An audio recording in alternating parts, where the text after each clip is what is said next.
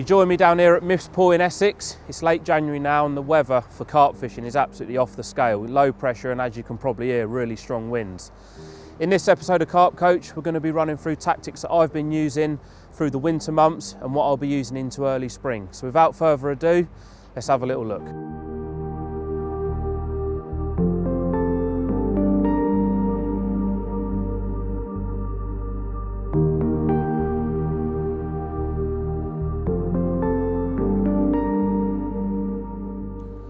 Venue choice. This time of year, never is venue choice more important. The fishing at this time of year generally is a lot harder. You know, the water's a lot colder, the fish's metabolism slowing down, and it does make them a little bit harder to catch.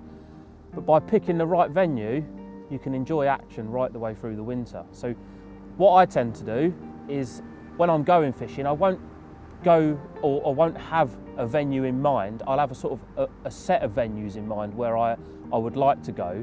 You know, just keep an eye on Facebook, keep an eye on social media, look on the website, speak to your friends, and if the night before your session, the lake that you had planned to go on or that you was thinking about going on hasn't done a bite, simply don't go there. You know, go somewhere where it's going to give you the best chance. For example, last week I had a session planned, was a little bit unsure where to go. As I say, I looked through social media quite a lot, saw that the Monument had been doing a few fish up in Shropshire. It's a bit of a trek from my house, but it's a venue with a lot of big fish in it and a lot of fish in it, and somewhere that I knew that if I went there I'd probably have a chance of catching. And no, lo and behold, the weather is absolutely freezing cold, and I did. Pretty similar to here today as well. You know, this is Myths Pool, it's in Essex, it is a long drive for me, it's just under 200 miles from my house, but last week it done two fish.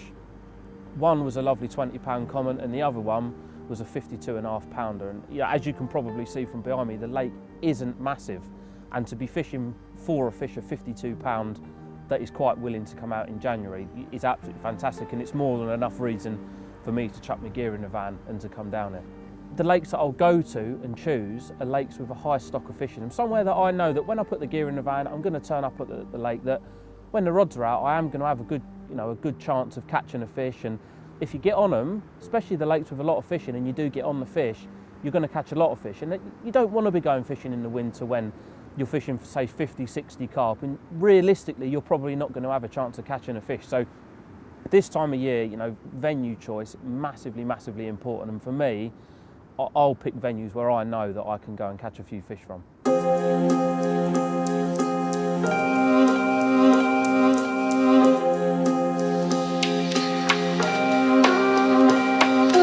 Location and weather, something that plays a massive part in my fishing throughout the year, but none more so in the winter. And a few subtle changes in the weather can really sort of turn your session around, or turn it on its head if you like. Today, Myths Pool, it's a 2-acre lake, pretty flat, pretty barren, there's nothing out there, you've got a bit of an island blowing, and as you can see from behind me, there is a massive southwesterly wind pushing down there, low pressure, it's raining, it's temperatures into double figures. But had this have been April onwards, I'd probably be sat over my shoulder with it right in my face, because the fish are probably going to follow it. But it's the middle of January, the water's still cold, and all that's going to happen is the freezing cold water's going to be pushing straight into that bank, and it's probably the last place the fish want to be. That's my theory. I might be wrong, they might be sat over there and I might be doing completely the wrong thing. But for the time being, I'm going to set up here.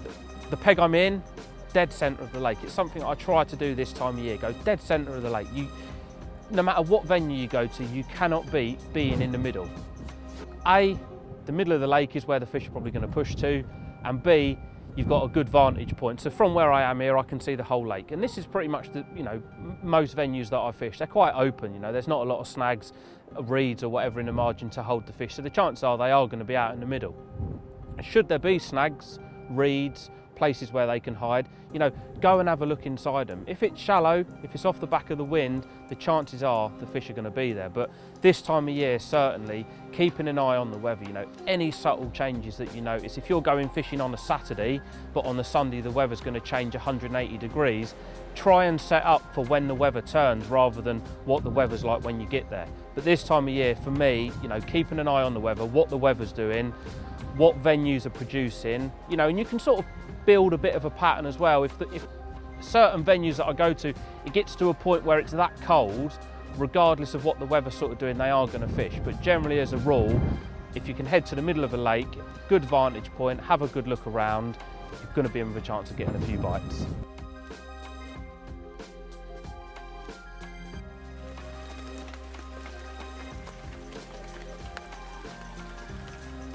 As you can probably see, the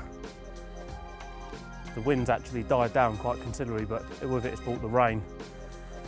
Because Miffs is quite small, and the way I'm fishing, or the way I've got two rods, I'm just sort of roving around.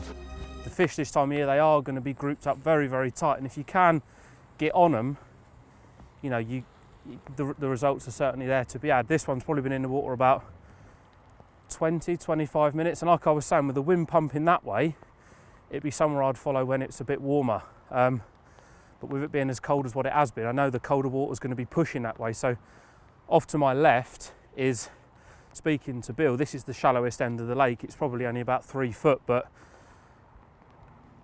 I know it's shallow, but the fish are going to be there. And sometimes this time of year they are where you least expect them. And this was literally a single, just chucked, not at anything, to anything, but basically just in the middle of the bay, off to my left, that's on the lee of the wind, and away it goes. So it does just show that just because it doesn't look great, that never ever write an area off.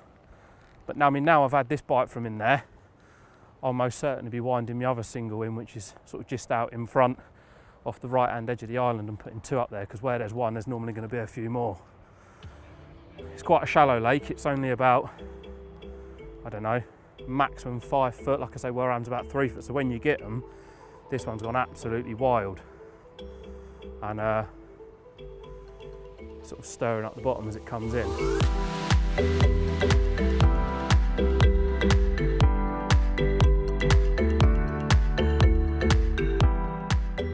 Yes! I am soaked.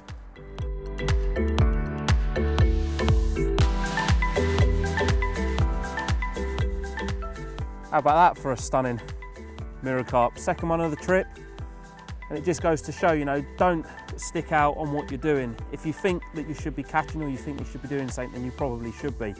I sat it out on a baited area. It just wasn't happening for me.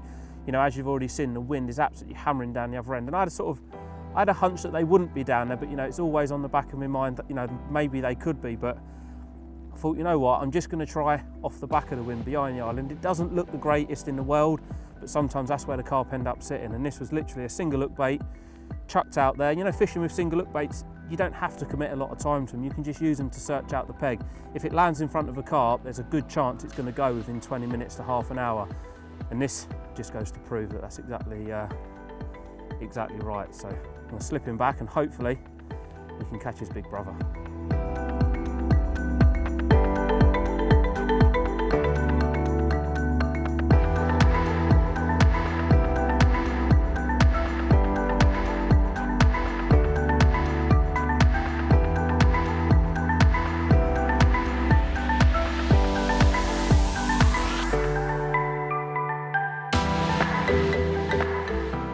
About an hour into darkness now, and I've just had this absolutely stunning scaly mirror. This one was taken similar sort of areas where I had the one earlier on. As I said, once I had that fish, I was going to put another rod back over there, and sure enough, a couple of hours after I caught that fish, it was rattled off. This one was taken on a 360 rig with a pink signature pop-up trimmed down, so it's nice and critically balanced, which is a method that I use a lot in the winter and going into the spring. But I'm going to get this chap back, and I'm going to show you in more detail tomorrow the methods that I use at this time of year.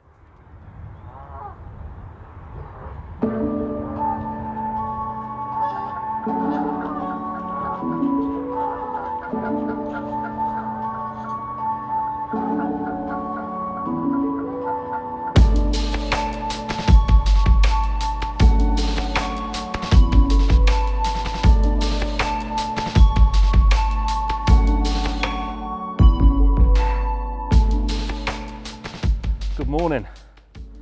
Had a couple more fish last night just after I spoke to you. Nothing through the night, but right on cue this morning, had pretty much a double take. This one was taken on a single hook bait, chucked up to the left again where I'd seen the fish, and I'd caught the fish yesterday.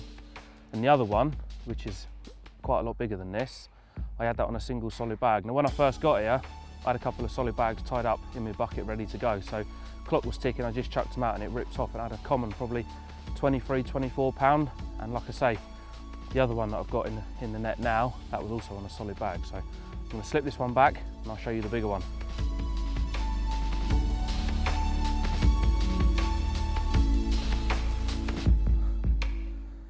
How about that for a stunning, stunning carp?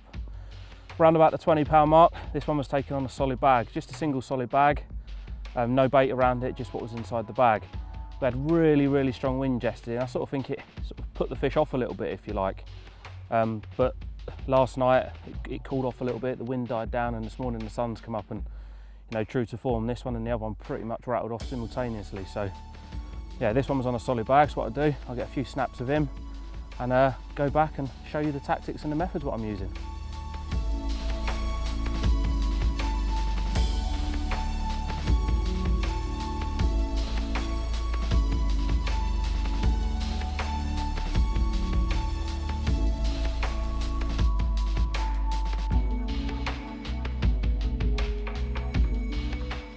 Single hook bait fishing. Now you've seen from this session how massively effective it can be. It's not the type of method that you want to turn up at a lake on a Friday, blast 3 single hook baits out and just leave them till you pack up on a Sunday. You're not committing any bait when you chuck a single out. You've literally just got the pop-up that's on the end of the rig. So it doesn't matter if it's out there for half an hour. If it hasn't gone and you maybe feel it should have gone, or there's another area of the lake you want to try, or you see a fish somewhere, you can simply wind it in, make sure the pop-up's still buoyant and chuck it back out. It doesn't take 2 seconds. And this is the rig I use for it. First things first, pre-tied length lead core, and this is fished on a lead clip. Obviously use lead core where allowed, some places don't allow it. 2 3/4 ounce lead, you know, we're not chucking massive distances here, so we don't want a heavy lead crashing in. Now to the business end. Hook link, 20 pound tungsten Cortex, nice and heavy, keeps everything pinned to the bottom as much as I possibly can. And on the end of there, you'll notice there's a loop. That's a figure of 8 loop onto a size 11 ring swivel. Just gives the rig a little bit more movement. Hook wise, size 5 medium curve. In my opinion, there isn't a better hook to use on a 360. They're super sharp, they've got a real aggressive curve on them, and once one of these goes in a fish's mouth, they are just not coming off, simple as that. So all you want to do to attach it is, like I say, you can tie your boom up. So I tie plenty of these up at home in advance. On the end of the ring swivel, put your hook through, and then that's the hook secured in place. Micro hook ring swivel there just for attaching the bait, and that's literally topped off with a hook bead. And I fish the hook bead almost opposite the barb. Once that's done, that is pretty much rig complete. And to attach the bait, all you got to do is get a length of bait floss, loop it through the ring swivel, the hook ring swivel should I say, get your bait, put it on with a needle, trim the tag end off, get a lighter and just use a blob method just to blob it down, and it will not come off, I promise you, it will not come off. But the one thing you will notice with this rig is I haven't got any sort of split shot or putty to anchor the bait down. My reason behind this is the pop-up that I'm going to put on the rig, which was a 16mm signature, is over buoyant for the rig.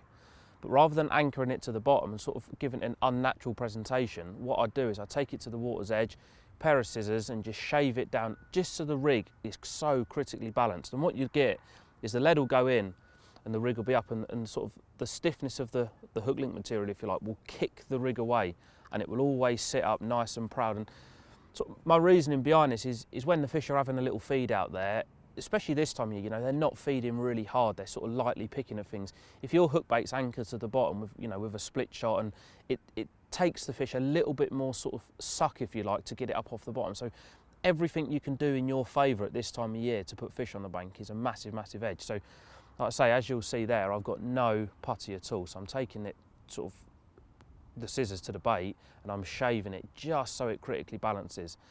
And what that does, like I say, is it just sits nice and sort of proud over any debris, because you know this time of year you're going to get leaves and all sorts of stuff blowing into the lake, but that sits nice and proud over that, and your hook bait's always presented. Another thing as well with the 360 is the boom. Once the boom's tied, you know, you haven't got to retie another rig should the hook go blunt, because if you're catching a fish this time of year, you know, you want to make sure the next fish, you know, it's counting. So it's just a case of popping the hook bead off, taking the micro ring swivel off, removing the hook, popping it in the bin, putting a new hook on, rig back together, and away you go again. So if you tie a load of these booms up, you know, you might have 20 booms tied. You've got rigs ready to go as and when. And with the pop-up, if you bring it in and sort of it's lost its buoyancy, just simply change the pop-up over, trim him back down, and out he goes. But that's the rig, my go-to rig for single hook bait fishing.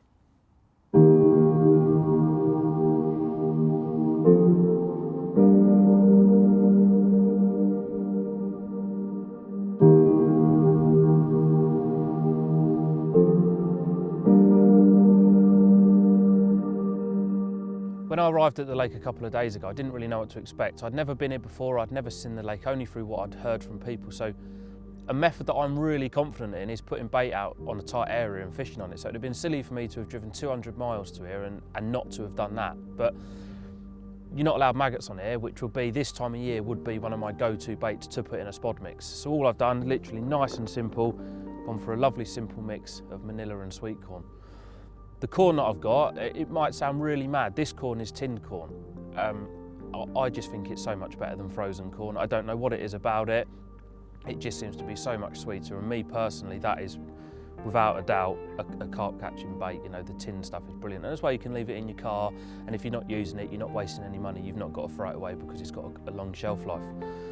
Chopped manila, a little bit of cloudy manila liquid. Nice and simple. Don't give them too many options. You want to fish a nice good feed, and if they come onto it, it's something that they want to enjoy and they want to stay feeding on.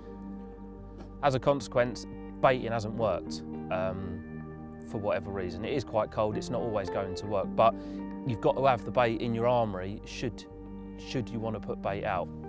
I started with 10 spods. You don't want to sort of overcommit to a baited area. If you turn up here and you want to just put 5 kilos straight in, all you've done is created a massive mountain of bait straight in the middle of your peg. And because it is quite a small venue, you haven't really got many other options to go to with there being other anglers on the lake. So you don't want to go stoving in loads of bait in your peg and it restricting where you can go. So just by putting sort of 7 to 10 spods out to start with, you know, you're not committed to stick onto that area, so you can draw rods off of it and go elsewhere. And like I say, as a consequence, it hasn't worked this trip, but it does work. And just last Friday, which is what, 4 or 5 days ago, I was up Linear and I was putting this exact same mix in and I was catching consistently. The mix that you see in my hand here without the maggots in, I would literally just fish the single 360 with a single pop-up straight over the top. No bag, just a single critically balanced pop-up straight over the top. A few waters nowadays are banning maggots, but where allowed, like I said, I would go with the maggots. You can see here, that's 4 pints in there, which is half a gallon. I would add them straight into the mix. They're suffocated, they're in a bag, they're dead. Regardless if you bring them to the lake live or dead, they're going to die the minute they go in the water. The water's probably 5-6 degrees, it's absolutely freezing. But I would add them in as well.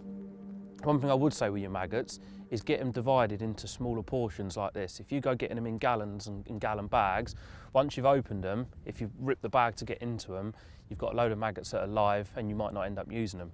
So what you can do, you can tie them off. These are suffocated now. If you're not going to use them, don't just think you've got to go home and throw them away. Take them home, wrap them up in a couple of carrier bags and put them in your freezer. It just stops them getting a bit of freeze burn and stops them turning black. One thing I would do is when I'm adding these to the mix is I would fish a 360 maggot Medusa, tied in exactly the same way as what I've already showed you, but all you're doing is leaving the tag ends a bit longer. Getting a needle, threading sort of 7 to 10 maggots on top, threading them down on the bait floss, simply just doing 2 or 3 overhand knots to secure them in place and trimming off the tag end. And what that does, it just gives you a sort of buoyant ball of maggots straight over the top of your bait. And you know, this time of year, where maggots are allowed, like I say, fishing a maggot sort of Medusa 360, if you like, is absolutely devastating.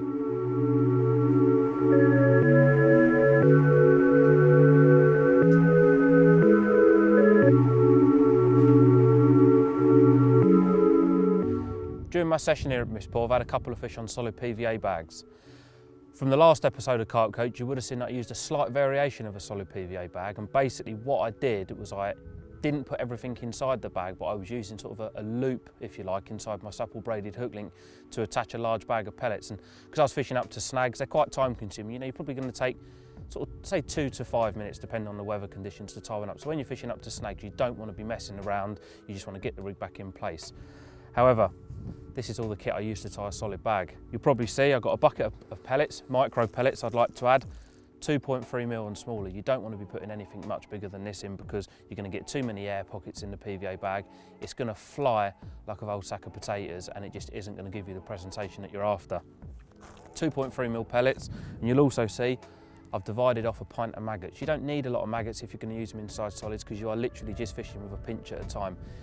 You're not allowed to use maggots on myths. That's what I'm using, and the fish that I've caught have just literally been using the little 2.3mm pellets. But places like Linear, where even though you're not allowed to spot them, you are still allowed to use them in a PVA bag, and also at Monument as well, I've used maggots inside solid PVA bags for a great effect, and they really do work. All you've got to remember with them is when they're inside the bait tub, they will sweat up a little bit, which obviously causes them to be a bit damp. With them being damp, it'll melt the PVA. So you want to take a little bit of powder. So I've got the manila powder. Just sprinkle it over the top of them, just to dry them out. It doesn't matter if you've got a bit too much powder in there because it'll fill all the gaps of the bag up and it'll just it'll make it fly better and you can compact it a lot tighter. So a little bit of powder inside the maggots and that'll just dry them off. The last thing you want to be doing is spending a couple of minutes constructing a bag only for it to all come apart because the maggots have popped the PVA. So first things first,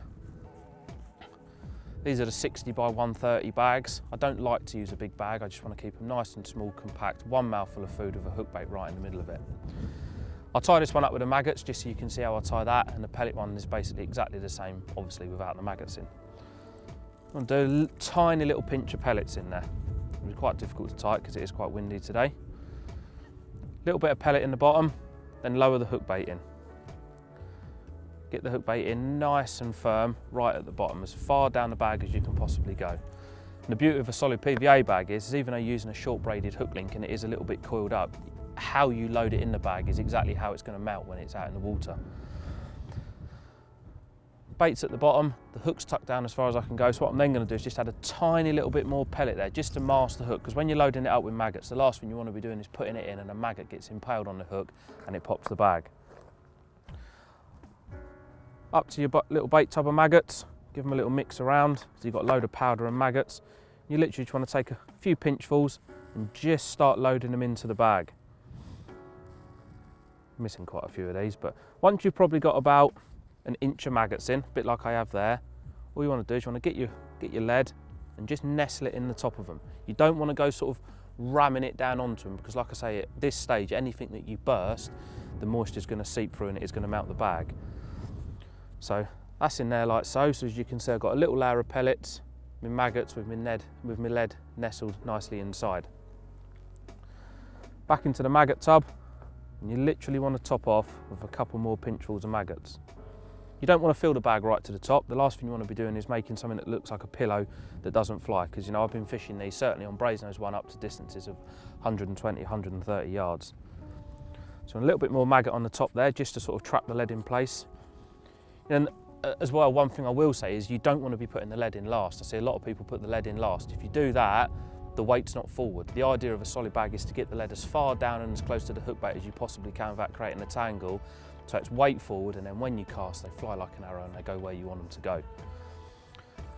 So, maggots in, and you want to just finish off with a little bit of pellet on top. And again, this is because in a minute, when I tie the bag off, I don't want to be trapping a maggot inside the knot, and again bursting it and causing the bag to come apart. So you want a little layer of pellets on top of there, and it just gives you a little area to work with to tie it off.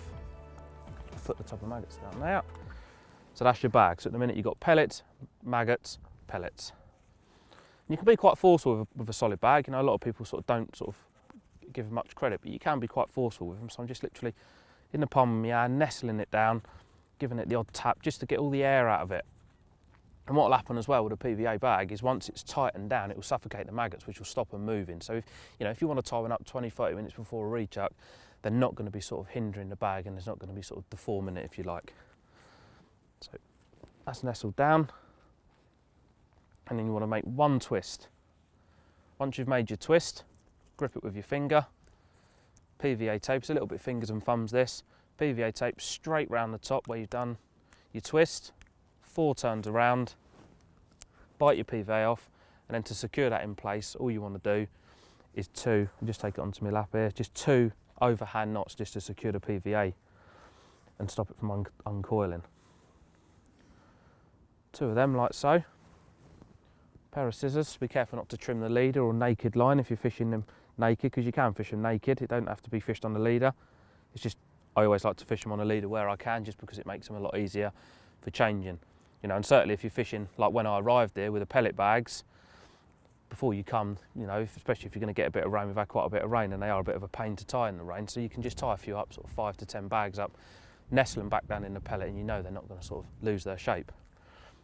So that's tied off on the top, and then to make it a bit more aerodynamic, all you're doing, go into the corners of the bag, literally just giving them a little push in, licking and sticking, just to take the corners off the bag.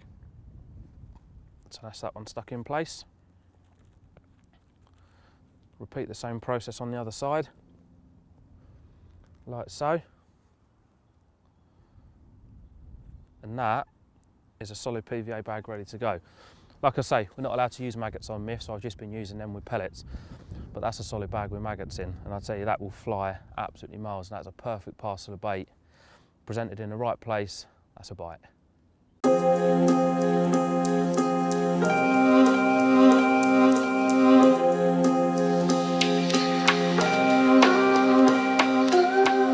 Zig rigs, a method that in the winter and early spring can be absolutely devastating.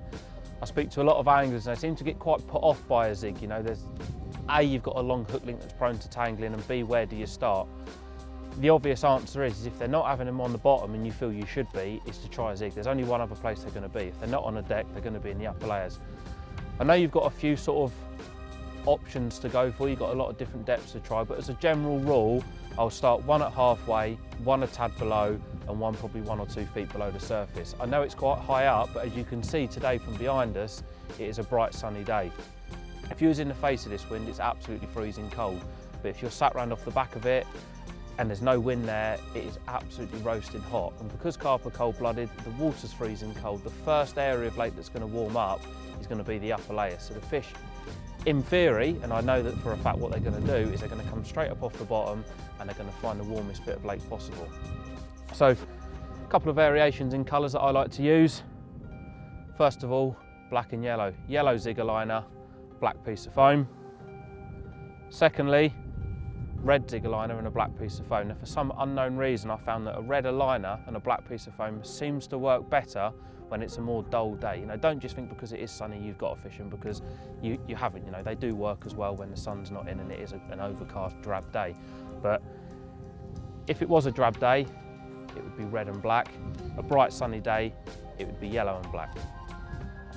Something I've also been doing quite a lot of, and the zigger liner sort of aid and are very easy to sort of use this style of approach on, is fishing a red and red, so a red zigger liner and a red piece of foam.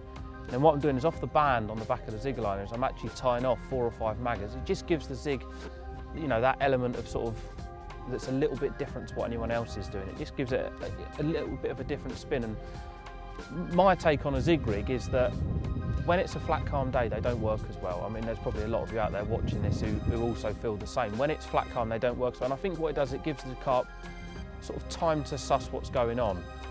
When it's a ripply day and the water's moving, I think because when the zig's moving, because carp are predatory, they're sort of taking it, you know, they're inquisitive. They're not taking it because that's what they want to eat. They're taking it because it could possibly be a bug, or you don't know how they think, but they're taking it more out of frustration. So they work very well when it's ripply as opposed to being flat calm. But also with what I'm about to show you here is I've caught well on this in flat calm, because I think the maggots and the movement of the maggots is actually spinning the zigger line and making it more appealing to them. So as you can see there, this one here is probably about 2-3 foot long. It's quite a very good depth, 2-3 foot off the bottom, because if you've watched any sort of underwater filming, you'll notice that most of the carp come in just off the bottom.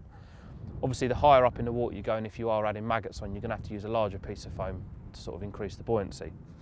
So, got my zigger liner, red and red. Just going to grab a pinch full of maggots. Like I say, you don't want a lot of maggots. You probably only want 3 or 4 on the top. Grab 4 here. Pierce them. You always want to pierce through the fat end. On the back end of a maggot, you'll see there's 2 little sort of black dots. Pierce in between there. It's the toughest part of the maggot, and you know once that you've got them on the floss and you've tied them off that they're not going to be coming off. So 4 maggots onto the needle. You can see off the back of the needle I've got a bit of bait floss. A little bit fiddly, but you want to sort of go in, under the band, and then back out so you're between the band and the foam. Passing the needle through, and at the same time pulling the bait floss through the maggots. And you'll see there straight away, before I've even tied it, the different appeal it has to the fish. Pulling it down nice and tight, and you just literally want to do 2 or 3 overhand knots. And what that does, that just secures the maggots on the back of the band. You don't want to be pulling them too tight. The last thing you want to be doing is tearing the band or tearing the maggots. 2 or 3 overhand knots. A pair of scissors. You don't want to cut the tag ends too tight. Leave say 3 or 4 mil, making sure you don't chop the maggot's head off. And that is a banging alternative to a zig. And I know from past and using it on places where allowed is absolutely devastating. And I'm sure, certainly with a change of weather, what we've had today, that if I was allowed to chuck one of these out in here, it would probably be the difference between going home having caught no more fish or going home having nicked a couple more fish on the final day. But you know, that's rules of the fishery and you can't break them. So there you go, my alternative on a zig rig. But like I say, don't look past my 2 favourite colours as well.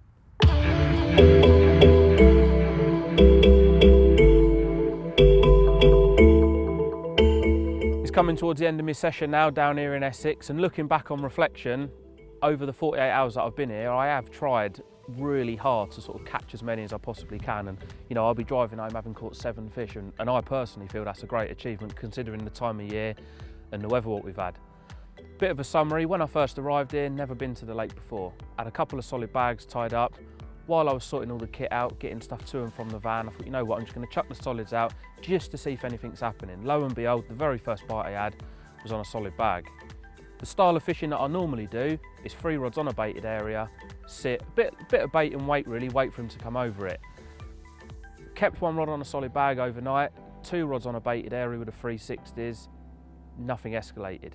Got to the following day, which was obviously yesterday, really windy, and it's sort of the time of year where you've not got many hours of daylight anyway, and it's how sort of long do you commit to an area before you realise that it's not going to work.